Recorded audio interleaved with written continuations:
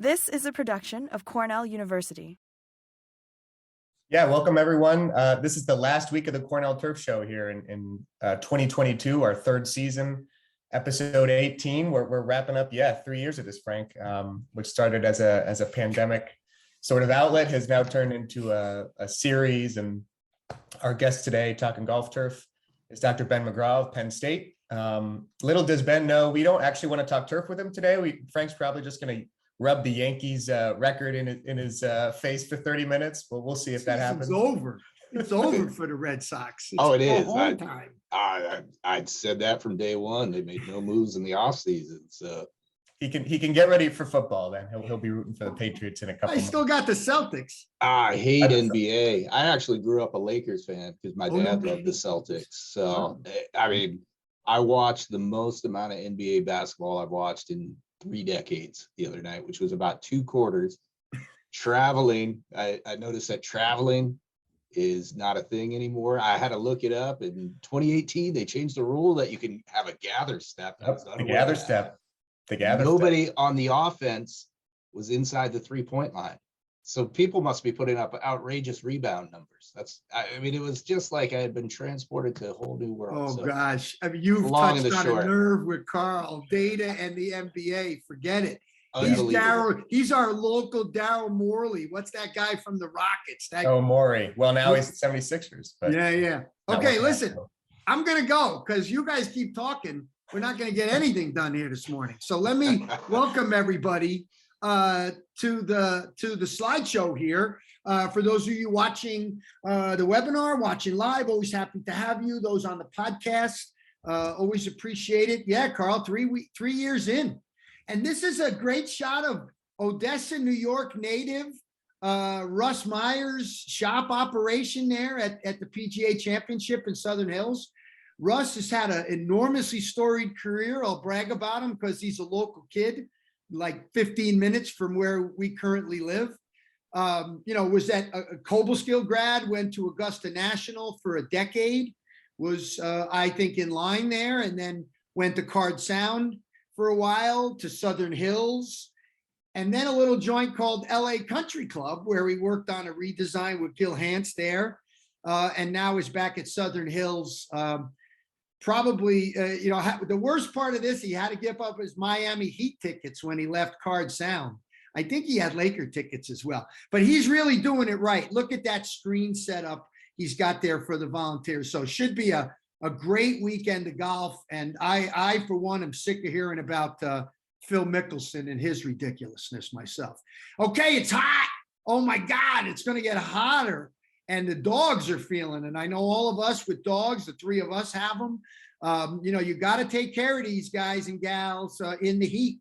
You do not want them out there without water. Of course, most of them are probably jumping in ponds anyway, drinking as much as they want. So no worries there. And also just a note, I saw this tweeted the other day. It's a project that we've worked on a little bit in a couple of remote sites with some client research.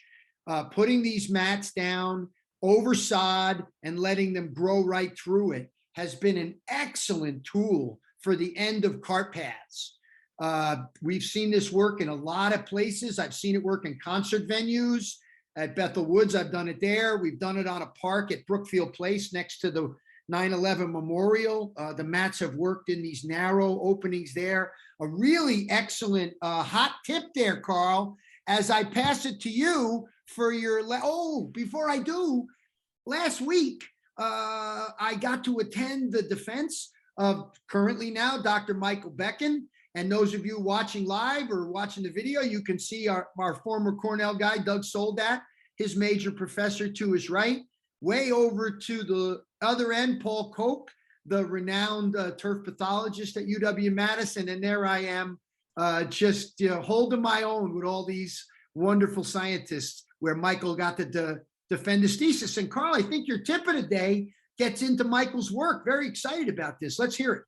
Yeah, so it's not one of the sexier things we talk about, Frank, but documenting your use of resources on the golf course is really important, and especially for the future with climate change, with a very fluid sort of regulation environment. It's important to keep track of how much water you use, how much fertilizer you use.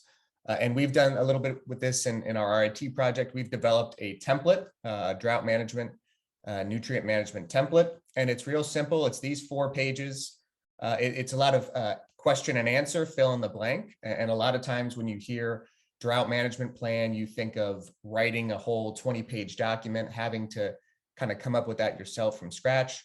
We prompt you to put all this information in. You could fill it out. It takes maybe 20 minutes, and that can serve as your drought management or nutrient management plan. So you can hand that off to your owners, to people who are maybe in a regulatory environment, and say, here's my plan, and you can learn all the information that way. One of the other reasons this is important is because of Michael's work. So Frank, you just came from his defense. Essentially what Michael's done is come up with a way to figure out how much a golf course should use based on the soils, based on where the golf course is, the turf varieties. How much water should they use? Fertilizer, energy, right? Like carbon emissions, gasoline, electricity, pesticide. And he's found a way to literally quantify all that. And there's a lot of equations. And I was reading through the thesis yesterday, and it's a minefield in there. But the bottom line is he's developing ways to figure out how efficient are we as a golf course. If I do X amount of rounds and I use this much water, is that efficient? Is that good for my area of the country? Is it bad? So Michael's investigated this. I'm really excited to kind of dig into that and figure out how we can maybe get this data into superintendents' hands and give them some information. Hey, in your area, you should be using about this. Yeah. And that's where this documentation of your resources comes into play. Doing it for a couple of years here. I know it's not a sexy thing, but in 5 years, 10 years, maybe it's going to be really valuable that you can look back and see how much you use. Yeah, no doubt, Carl. And I got to tell you, I put it into the category of benchmarking, right? I think one of the things we've lacked sometimes in this business is, how am I doing compared to last year? Of course, we all pay attention to budget, and, depending on where you are, maybe you measure actual water. But I think a lot of things don't get benchmarked as much as they need to be. And I think this is what the quantifying generation that's coming behind us, guys like me, Ben, you're younger than me, I'm the old guy, but I think this is going to come as generations continue to advance in this business, and pressures from regulatory and environments and questions about usage and what is going on, improving transparency of the management out there. So Carl, let me get into the weather, because we got a bunch of insects to talk about with this guy moving forward, and some of it has to do with the way we look at the weather. So you can see, just as predicted, really hot to the north and inland a little bit, 12 degrees above normal in many areas. It certainly felt like that throughout much of upstate New York. Ben was not as warm as we were out there in State College, but as you got down to the south, you can see 2 degrees below normal. Now, still 2 degrees below normal. It was plenty warm. And you can see what this is doing now is it's starting to level out the growing season across the region. The coastal areas, southern areas got going, got ahead a little bit, and northern areas were falling behind. And now we're starting to see everybody starting to be right around a week of normal, some even starting to creep ahead. And we would expect that to continue a little bit over the weekend, as we're expecting a surge of heat over the weekend. We heard this morning as much as 20 degrees above normal for a couple of days this weekend. And you look at the growing degree day accumulation. I mean, we were pressing to get 20 or 30 a week just 2 weeks ago. And now you're looking at 120 to 140 in the Philadelphia area, in southern Jersey, and through where Rutgers is. So things are going to get hot really quick. Now, that's, of course, where we are now with soil temperatures. Everybody looks pretty solid in the mid to upper 50s, depending on elevation, and well into the 60s. And the heat surge expected over the weekend is certainly going to drive these numbers up quite a bit. Rainfall wise, about everybody got about a half to an inch region wide, but you look along the Cape and Martha's Vineyard, the east end of Long Island, they were a little bit behind. They didn't get as much rainfall out that end, maybe closer to a quarter inch or less. Of course, further north, where they might have needed it, got quite a bit up in way upstate in the Adirondacks, northern Vermont, New Hampshire. Now, the thing that's fascinating is you start to see ET, evapotranspiration, reach into the 1.25 inch range in the Adirondacks, in the Finger Lakes region. And you're certainly much less in the metro New York area in the 1/2 to 3/4 inch. So depending on where you are, how much ET, how much rainfall you got, you look at where we were precip minus ET, and you can see a lot of people are ahead of normal. The warmer spots, the drier spots are out Western New York and along the New England coast, inland Rhode Island, Connecticut, Boston area, really looking dry and really not looking for that much improvement. Maybe a slight improvement inland and along the coast, maybe a little bit 1/2 to 1 inch. So enough rainfall coming over the weekend to keep things going, which is perfect timing for a growth surge. But it also is perfect timing as we start a conversation about pest management. And you look at our forecast website, you see the usual suspects this time of May. Foliar anthracnose, dollar spot risk levels really high, starting to pick up certainly as the rainfall comes and the heat comes. So this is risk in about 3 days from now. So we're looking at Saturday, Sunday risk across the weekend. And the thing that is a bit alarming is brown patch, which really needs much higher temperatures to get triggered in addition to the persistent leaf wetness. You really started to see it surging into the metro New York, Philly, Harrisburg area. You got to watch out. I'm not sure I'd go out and spray preventatively because you're certainly going to grow pretty well. But certainly to the southern end of the region, I'd be a lot more concerned even about brown patch, something that we don't normally consider. Now, all I'd say is you couple that with a growth surge, and if you got a lot of ryegrass in particular, that will be really susceptible to brown patch, or a growth surge on older tall fescues that might not have much brown patch resistance. I keep an eye out for those things moving forward. Now, just to add one more thing, our forecast website, in addition to the daily risk, we do a lot of predicting and also looking back. So you can start to see now that over the next several days, you're moving into a period of really high stress. This is the kind of models that we can look at. They give you context, but they're not always, they're not going to be exact. It's going to give you some ideas. And I know Ben has some thoughts about this, and there he is. I remember Ben teaching my kid to drive. I believe is this your daughter, Sadie? That is my daughter, Sadie. It's so great. It's so great. So at the research farm, no less. So okay, all right. But there's so many things to unpack here. First off, you gotta love the look, right? She's just got the look totally down here, Ben. But more importantly, what is that thing on the dash? Is that some Star Wars bobblehead you got there? Is that for good luck? That's Vitruvius. That's Vitruvius from the Lego movie. So. All right. So listen, let's get started. You wrote a really nice blog piece. We're going to unpack it a little bit in the Greencast thing. And I'm going to look at you here on the side while we're doing this. Let's start with this, right? We use this a lot. You hear me talking about this stuff. You just heard me, right? We're fully transparent about this. We've always used March 15th as a start date because that's where back 20 years ago, that's where a lot of the models were starting to accumulate. I mean, as we were getting them in turf, that's what they meant. So let's start there. What would you tell people? What kind of advice would you give people about paying attention to growing degree days, when to start accumulating, and how to even get calculated? Yeah, that's a really interesting point. So the blog post that you're talking about was for Syngenta Weevil Track. Yeah, the Greencast place. Great resource. Such big shout out. I'm not selling chemical for Syngenta, but that is exactly the kind of resource I think people should be using, and I know you do too. It's and we did a survey in 2017, and that was the most popular means of scouting. I guess it's not really scouting, but determining when you're going to make your applications for annual bluegrass weevil. So yeah, definitely a big shout out. They've been doing it for a long time, since I was in grad school. Yeah. Massive database.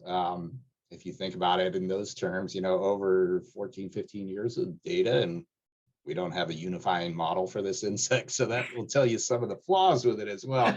So, I have a pretty good understanding about when populations are going to do certain things because, this is my 8th field season here at Penn State, which is hard to believe, but, we use a little monitor on site, these spectrum technology monitors. They're not great because they don't last very long. We have to replace them frequently. And it also leads to this confusion that, I think what we're talking about here now is that I have this number, or I look on weather.com and I see we're at 10,000 growing degree days and you're saying we're at 400. What's going on? So we're not really even speaking the same language.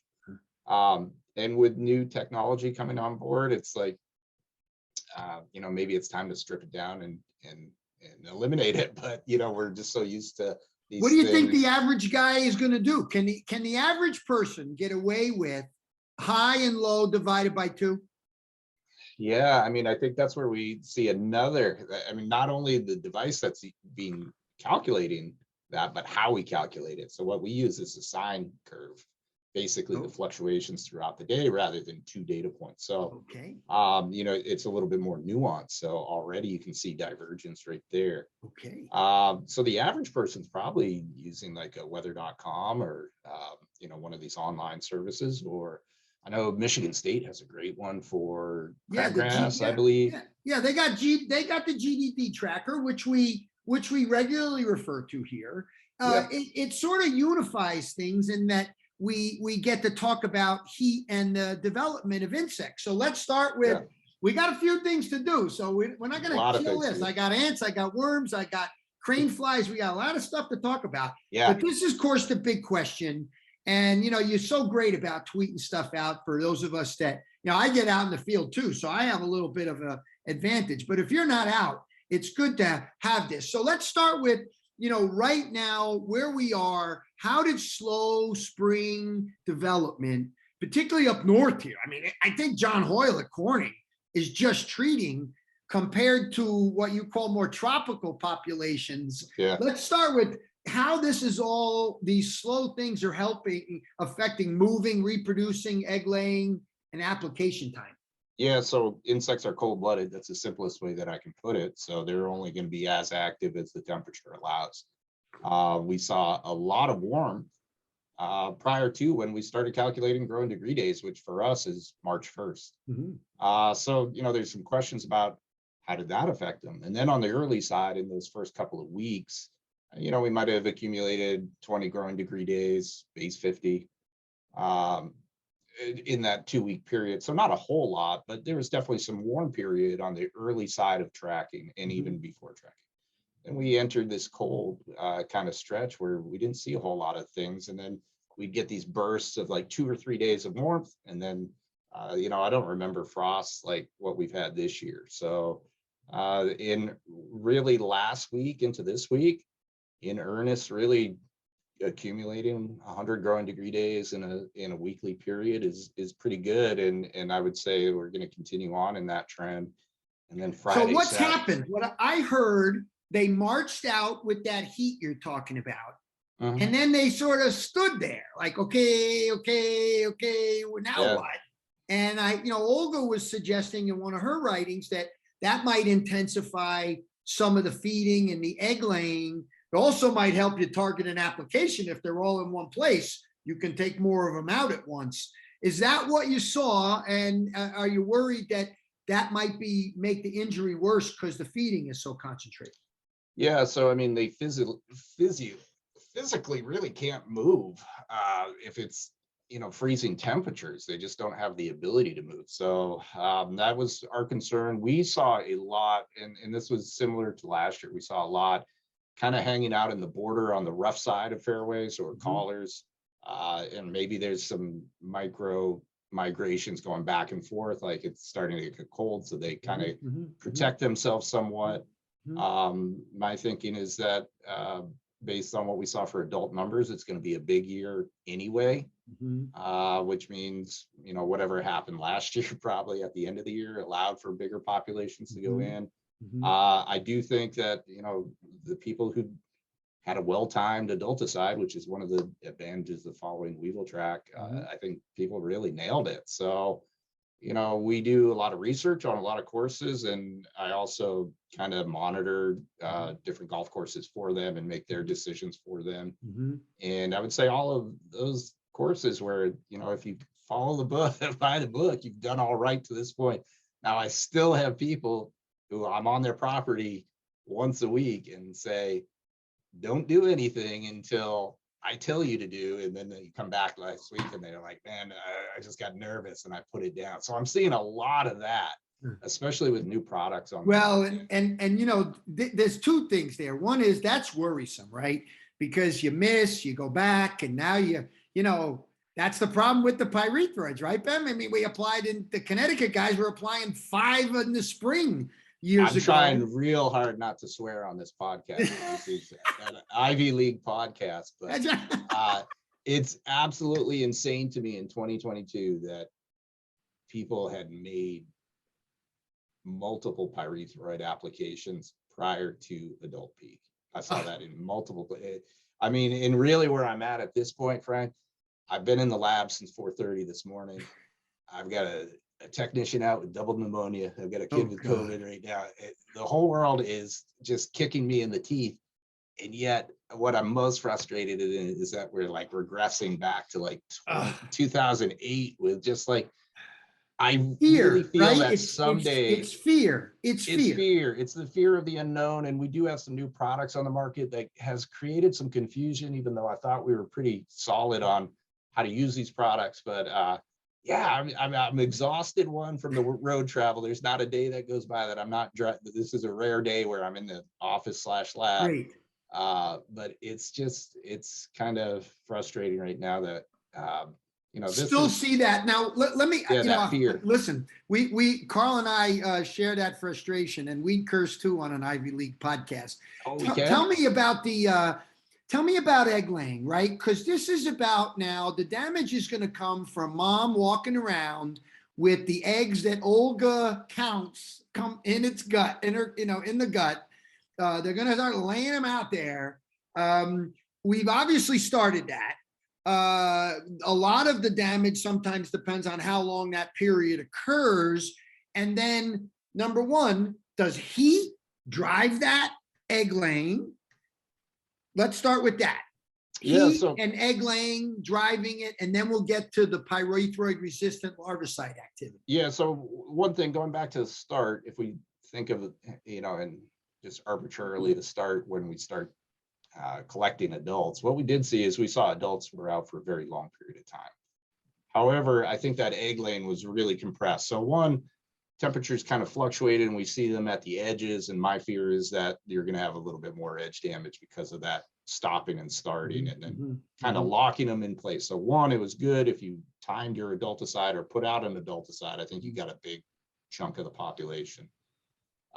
Two, there was a long period of time between emergence from these overwintering sites and when we see egg deposition. So I dissect them, I look and see if they're even physically able to lay eggs. So that bodes well, I think, on many accounts. But then it kind of went really, really rapidly. And so I think we would see a lot of eggs being dropped.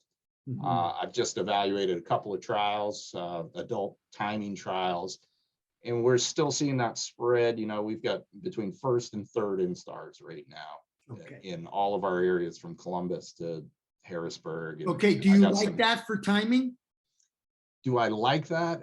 The spread out stages, I'd like to see it a little more consistent, but that's pretty much a normal distribution. I'd say Eastern Pennsylvania to Ohio, we're averaging, it's right on the cusp of the true larvicide timing. Okay, that's what I meant. Do you like it for the timing? That spread, that makes it harder, it would seem, to get the right timing.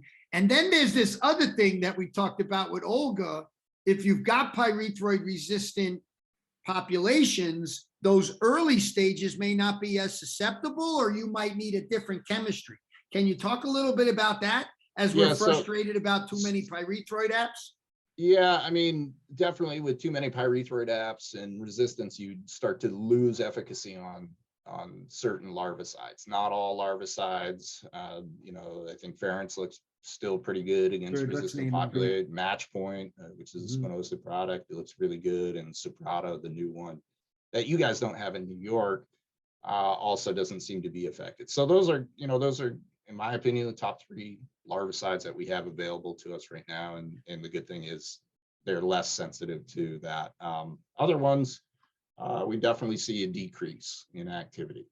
But really the main concern, I think, with larvicides is timing it relative to the nuances between the larvicides. If they don't have residual activity and you're putting them out when those larvae are first emerging from the plant, you've got a lot more that are coming down the pipeline. And especially if you didn't control the adults, then you're going to just have continuous egg laying. Well, and I know you continuous worry pipeline. about this, right? I remember I had you on the other podcast once. Yeah. You said, that larvicide only thing is sexy, but you're going to get overwhelmed with populations. I'm assuming you still feel that way, that you have to have an adulticide incorporated with a program, not just rely on larvicide. Yes, no? I do. And I don't think that I'm going to preface all of this stuff with, I've seen every insecticide fail, every one. Even though we've got these new and sexy things that have come out, we've seen everything fail in at least one trial, if not, it's more than at least one trial.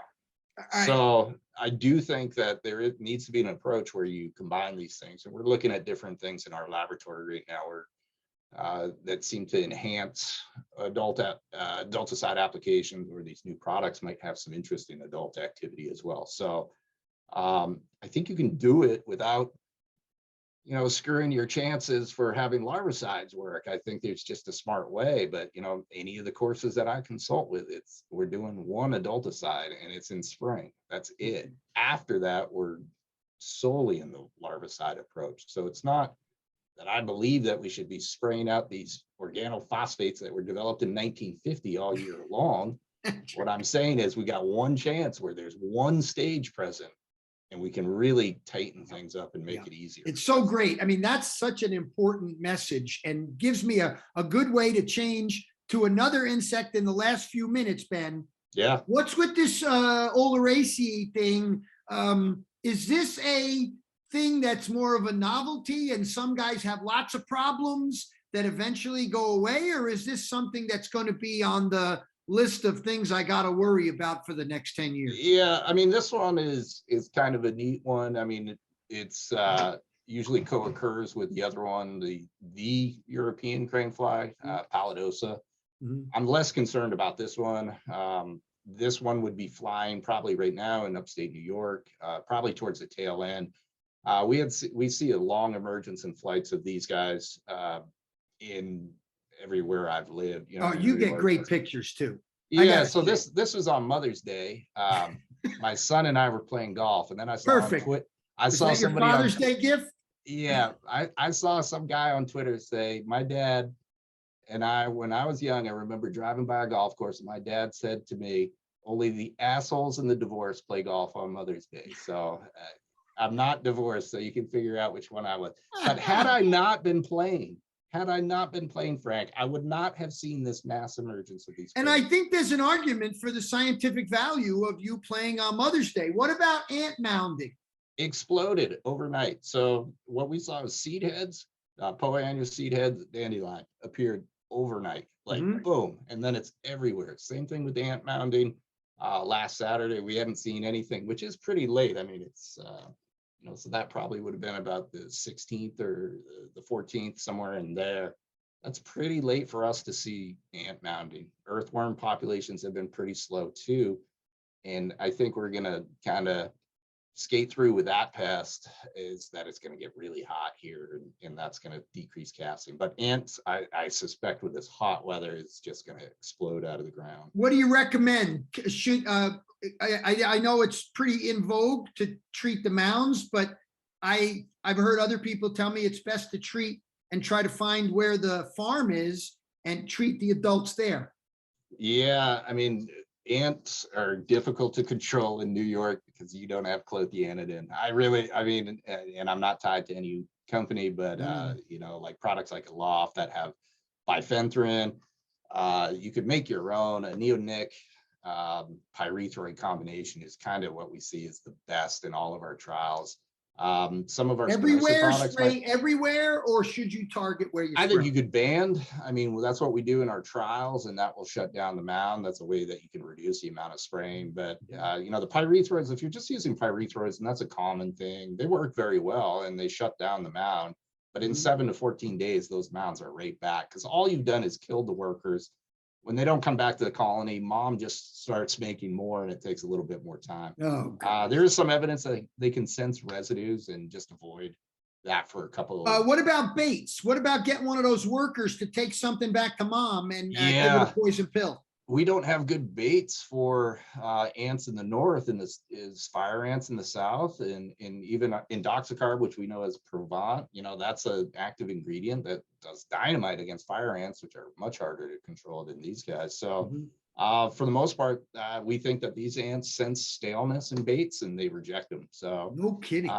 You know, all right, listen, we're at the witching hour, and you said that the heat might affect the worms. So I thought I'd give you a way to wrap up our 10th season by talking about worms, because this is something that could have destroyed the golf business years ago if we didn't get it under control. And without the saponins, although we did hear when there might be another one on the market, this is becoming a big problem. And I don't want to get into the jumping worms. Let's just talk about these things on golf courses. Well, I mean, these jumping worms are on golf courses to a lesser extent, more like mulch beds and stuff. Worms have been pretty light here in a few areas. You know, we're looking at different cultural practices to remove them, and most recently we start work on electroshocking them out of the ground, which has been a real fun project with some directed energy systems. So hopefully stay tuned on that. As far as chemistries go, you know, there are no legal means.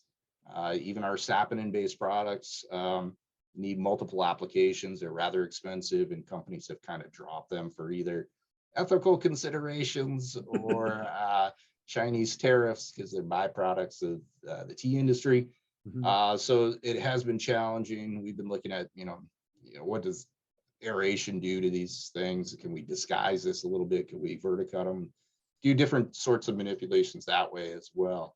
But yeah, no insecticide or fungicide that's going to come out in the next 5 to 10 years is likely to have any sort of activity whatsoever. So the answer is really on the cultural side. And Carl, let me pass it to you, see if there's questions, but I'll let you comment. This came up in the walk and talk, and I believe Steve Curter, the president of our GCSANY at Tuscarora, is doing something innovating. You want to take a minute and talk about that? Yeah, well, and actually John Daniels is with us as an attendee today, and John visited Steve. And so Steve's been thinking for a couple of years. He's got kind of ryegrass, POA fairways, and he sees a ton of castings, and he's actually thinking about switching to bentgrass, which anecdotally around here, and I've seen it in bentgrass patches, you don't see the casting, but you see them in maybe the thinner, less dense, lower organic matter grasses. I don't know if you've seen that, Ben, but is that an effect? Actually, all of our earthworm trials are done on 5/8 inch creeping bentgrass, Crenshaw. So there could be, you know, I mean, I know the USGA is pushing zoysia grass really hard, and I don't see issues there. So I kind of like where you're going with it, with maybe some of these newer bent grasses, maybe more aggressive, harder to get through, but they do just fine here in our bent grass. I do think we do see them on ryegrass, and whether that's you know, lower budgets, less chemicals going out on those types of fairways, or whether it's a bunch type so it allows them to come to the surface. It's just a really hard thing. Hopefully we're making a few strides here, but every 2 steps forward, we take a couple back. And we've just taken a real couple back where we were doing trials on our bent grass plots here that have some pretty severe casting, had a massive rainfall. And what came out of the ground is a new Asian invasive. So not the jumping worm, but a green stink worm that Dan Potter's worked on for many years. These things are kind of grayish black looking. If you pick them up, they'll secrete a yellow fluid that has a stench to them. It's likely that it wasn't bad enough. Yeah, it's likely that these are going to start casting during the summer. So if you do see casting, within interiors, and these are native soils, but modified over the years with sand top dressing. And, you know, Potter saw it where they were constructing new tee boxes where they brought dredge material from the Ohio River. So something to look out for if you do see casting at a time when we shouldn't be seeing casting. Yeah. Listen, Carl, we're way past, but maybe we want to take a question. I'll just make a comment. We move soil around this country willy-nilly. And I've watched this with the cranefly, with a lot of the problems that Dan Peck and then Kyle picked up on, moving a lot of these organisms with soil, the worms moving with soil. It's a big problem. Carl, Ben, before I take any questions, thanks for joining us, and I hope life doesn't keep kicking you in the ass. There's our I didn't know this was going to be on video, so I'm looking a little I thought this was a radio production. At least I put on a shirt. Yeah, I know, that's better. Go ahead, Carl. Questions? Yeah, just one question from Blake. We'll get you out of here quick, Ben. He's heard you say in the past that you like Provon and Ference for second generation adults. With theirs being off the market, there's a lot of resistance to pyrethroids. What do you suggest for the first spring adulticide? So the overwintering adulticide, you know, believe it or not, there's still people who do pretty well with pyrethroids. Those that don't have the option for pyrethroids, that puts us in a very small category of either chlorpyrifos, which we're about to lose, and that seems to do really well. You know, people are using it for probably the last time here in Pennsylvania, and still getting. I think New York is done. Chunk. Yeah, I think New York is gone. Acephate is another organophosphate that could be used. Man, it's got a terrible stink about it. But, you know, talking to Rod Ferentino the other day when we do our weekly roundup, you know, he got a pretty good whack with it. So there's a couple of acephate products out there. Man, the stink is unreal though. At the high rate, of course. Yeah, absolutely high rate. I think he was complaining that somebody didn't use the high rate and got less than optimal control. So those are your options. We've been doing a lot of projects. I have a student who's working on resistance and characterizing microbiomes of resistant populations. And we started to look at incorporating surfactants with our pyrethroids and really just screening different chemistries, different classes of surfactants, and really seeing some really interesting synergies. And some papers have come out seeing the exact same thing on bed bugs. So I think that's a rabbit hole that we're going to go down for the next. Well, surfactants that encourage the spreading across the exoskeleton, right, are going to help in a lot of different ways. So listen, we got to be good. This is 10 weeks and 3 years of 10 weeks, Ben. And this is the longest we've ever gone over. Oh, man. So it's so good to see you. It's great to see you guys. My sympathies for a really lousy Red Sox season. I'll let you know how it goes. Nah, I'm feeling the pain. All right, Carl. Thanks everyone for joining episode 18 of the Cornell Turf Show. We'll hope for a couple wins for Ben's Red Sox. Not too many, just a couple, maybe help them feel better. We'll see you guys. See you guys next tomorrow for the last sports show. Take care. This has been a production of Cornell University, on the web at cornell.edu.